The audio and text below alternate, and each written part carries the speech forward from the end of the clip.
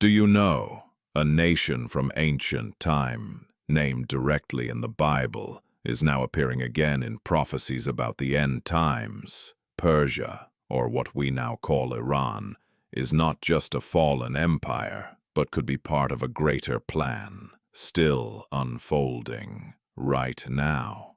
So, who exactly is Persia in the Bible? Persia, a name, echoing through thousands of years of history, not only written in ancient pages, but deeply engraved within the Bible itself.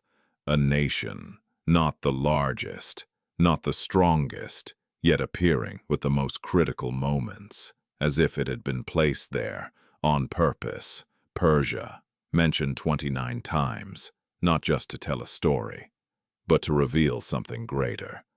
A role, a mission, a position that cannot be replaced, not by accident, not by coincidence, but part of a plan.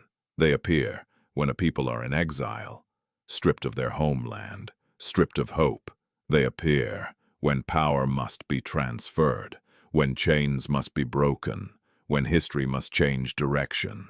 They appear not as conquerors, but as liberators. But that is only part of the story. Persia also appear in moments of judgment, when empires grow arrogant, when power crosses its limits, when humans see themselves as gods. Persia rises, not to destroy everything, but to restore order, like a powerful wind, sweeping away what has decayed, to make way for something new.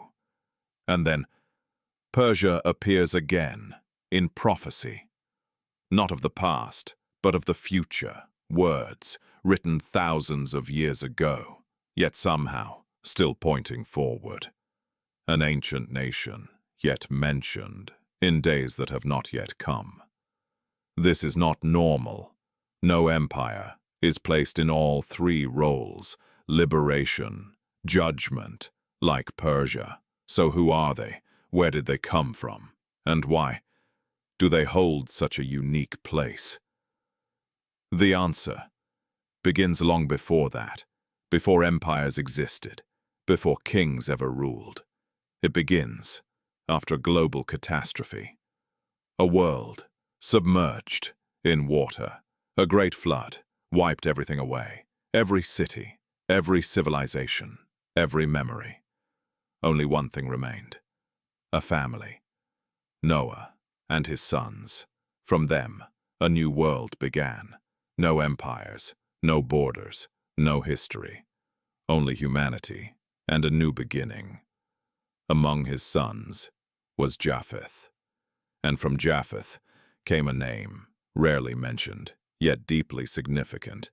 Madai. Madai was not a famous king, not a celebrated hero.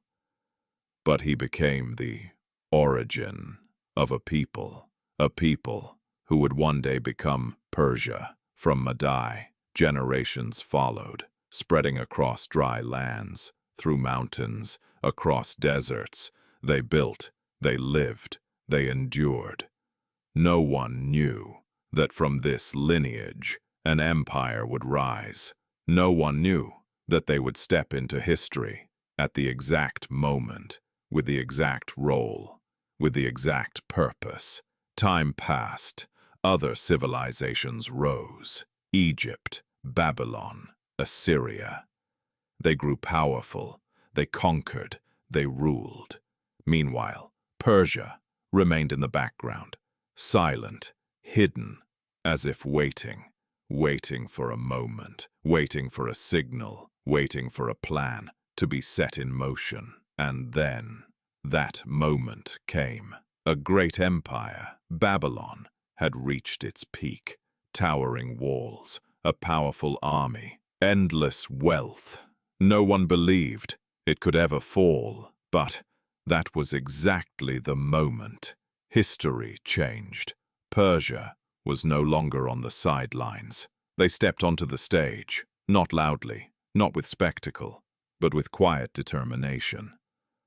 A king appeared, not by accident, not by coincidence, but one who had been named long before.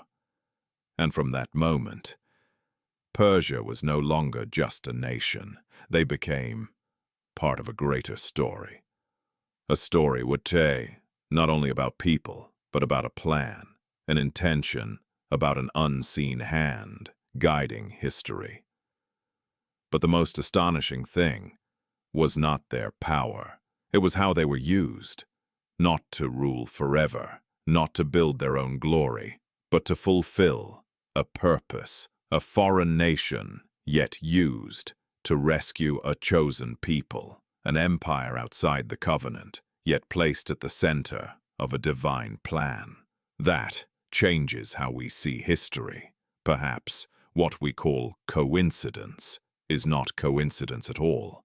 Perhaps the rise and fall of empires is not merely the result of war, but part of something greater. Persia is the evidence. A people prepared since after the flood, kept in silence, and then revealed at the exact moment. Not earlier, not later, exactly. And when they appeared, everything changed. Chains were broken, doors were opened, a people returned home, not by military power, but by a decision written in history before it ever happened. And that is what makes Persia unique. Not only what they did, but how they were placed in the story. They are not the center, but they are essential. They are not the destination, but they are the path. They are not the promise, but they are the instrument through which the promise is fulfilled. And that is astonishing. But even more astonishing is this. Persia is not just a nation, not just an empire, but also an instrument in the hands of God. Not because they were perfect, not because they were more deserving, but because they were chosen for a purpose greater than themselves. And when that happens, history is no longer just history. It becomes a story being written step by step, moment by moment, by a hand we cannot see. Persia did not only appear as an empire, they appeared as an instrument not of war, but of mercy. This sounds like a paradox, an empire becoming an instrument of salvation. But that is exactly what happened. And the story begins with a name mentioned before the man was even born. Cyrus, a king, but not the king of Israel. A foreigner, yet called by a special title, the Anointed One. A title usually reserved for the kings of God's people. But this time it was given to someone outside of them. That changed everything. Imagine a prophecy written 150 years before it happened. Not vague, not symbolic, but clear and specific. His name was recorded, Cyrus, and when the time came, he appeared, not to destroy, but to set free. Babylon, at that time, was the greatest empire. Towering walls, thought to be impenetrable, treasures beyond counting. But in a single night, everything changed. Persia entered. No noise, no destruction, a conquest, almost without the sound of a sword. And then a decree was given, a decision that shook history. You are free to return. The Jewish people, who had been in exile for decades, at last, they were set free. Not by a rebellion, not by a war, but by a decree. A decree from a foreign king. Cyrus did not only free them, he also commanded that the temple be rebuilt. Pause for a moment and think.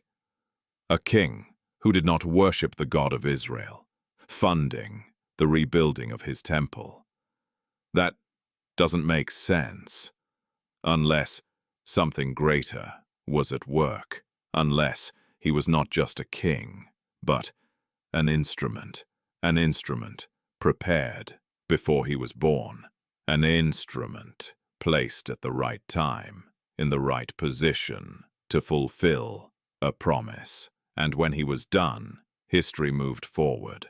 But the story did not end there, because Persia, once again, was used to save a people. This time, not through a king, but through a woman, Esther, a name, without military power, no army, no initial authority, only a position, queen, in the palace of Persia, lavish, yet dangerous. There, a plot was formed, a plan, not just to control, but to destroy. The entire Jewish people were targeted. Another decree was signed, but this time not for freedom, but for destruction. And Esther stood between two worlds. On one side, her true identity. On the other, her royal position. If she stayed silent, she would be safe. If she spoke, she could lose everything, even her life. There comes a moment when history depends on a single decision. That moment had arrived. Esther chose to step forward. No certainty, no guarantees, only faith. She stepped before the king, uninvited, an act that could mean instant death. But the door opened, not by luck, but by an unseen hand. And then the truth was revealed. The plot was exposed. The enemy was defeated. And once again, the Jewish people were saved, not by swords, but by the courage of a woman placed in the right position at the right time. Not earlier, not later, exactly. And from that moment, a festival was born. Purim, a memory of deliverance, a reminder that even in the darkness, there is still a plan. But the story of Persia is not over. Because there is one detail, often overlooked, a group of people who appeared on a very different night. A night quiet, a night in Bethlehem.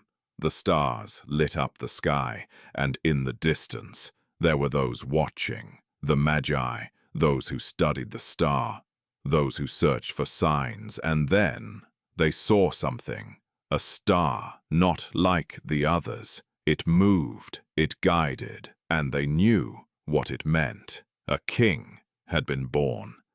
They began their journey, not for a day, not for a week, but perhaps for months, even for years, all to find a child. That is not normal, unless they knew something, unless they had read the prophecies. And there is a possibility, a very intriguing possibility, that these men came from Persia, from the place where Daniel once lived, from the place where the prophecies were written and preserved. If that is true, then think about it. An empire that once freed God's people once again appears to honor the Messiah from the moment he was just a child, not through armies, but through seekers, those who waited, those who believed, and they came not empty-handed. They brought gifts, gold, frankincense, and myrrh, symbols not only of honor, but of recognition. They knew who this child was, not just a king, but something greater. And once again, Persia was there, not at the center, but essential, like a thread, connecting the pieces of the story, from liberation to salvation to the arrival of the Messiah. Persia always appears at the right moment, in the right role, for the right purpose, not the main character, but the instrument. An instrument of mercy. But if Persia was used in the past, will it appear again in the future? Has the story already ended, or has it only just begun? But what if Persia does not belong only to the past? Then what does that mean? If a nation has appeared at the right time, in liberation, in salvation, then will they appear once again at the end of history? The answer may have been written thousands of years ago. A man named Daniel, a man in exile, living among empires. He was not a king, not a general, but he saw things that kings could not see. Dreams, visions, images, not of the present. One night, Daniel saw a statue, not an ordinary statue. A massive figure standing in open space, a head of gold, a chest of silver, a belly of bronze, legs of iron, and feet, part iron, part clay. A structure, unstable, a symbol of empires, each part representing a kingdom. And then a stone appeared, not made by human hands. It struck the feet of the statue, and in a moment, the entire statue collapsed. Dust rose and disappeared, as if it had never existed. In that vision, a portion belonged to Persia, not the head, not the strongest part, but the next, the one that follows, the one that replaces one empire and prepares for another. What does that mean? Persia is not the end, but a link in a chain of events leading to the end. Daniel did not only see the statue, he also saw beasts, strange creatures, terrifying, rising from the sea. Each one representing an empire, one like a bear raised on one side. Many scholars believe this represents Medo-Persia, a union, two-part, but one body.